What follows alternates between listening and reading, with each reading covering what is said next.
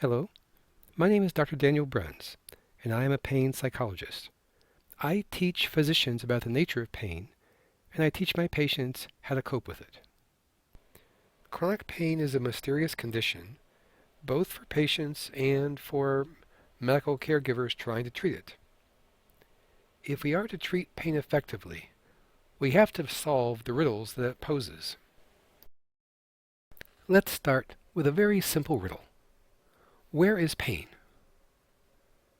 Except it's not so simple. Let me explain.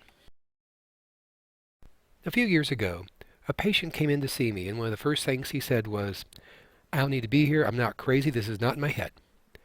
And he held up his left arm, or the stump of his left arm. His left arm had been amputated in an accident just below the elbow. And he said, "I'm not crazy. This is not in my head." I said, "Well, obviously you've had a terrible accident." I said, "So why did your surgeon send you here?" And he looked a little embarrassed, and he said, "Well, you'll think I'm crazy." I said, "Well, tell me." He said, "I have terrible pain." I said, "I can believe that. You had a terrible injury." He said, "You don't understand. My hand hurts." "Ah," I said, "phantom pain. It's you have pain in your missing body part." The majority of people who've had a traumatic amputation have pain in the missing body part. And he said, well, it's not in my head." I said, "Okay, well, where would you say it is? Where is the pain?"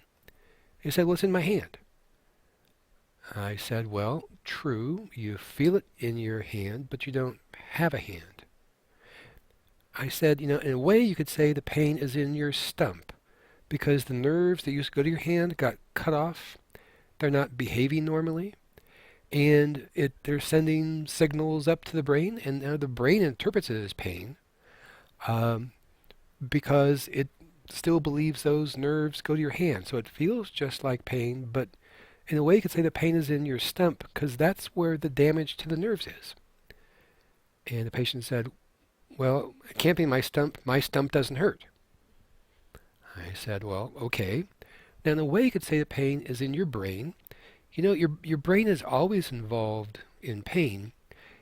The way anesthesia works, I told him the way anesthesia works is it puts your brain to sleep. When your brain's asleep, you don't feel pain because pain can't happen when your brain is asleep and not involved." And so I told him, where's your pain? That's hard to say. In a way, you could say it's in your hand.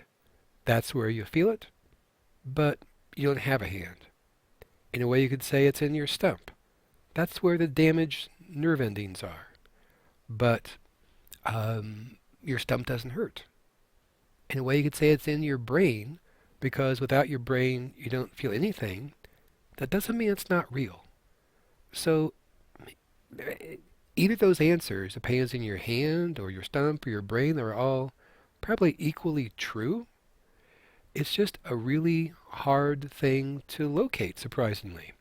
And it turns out that in a lot of occasions, with something called a pain disorder, it's hard to figure out where exactly the pain is coming from.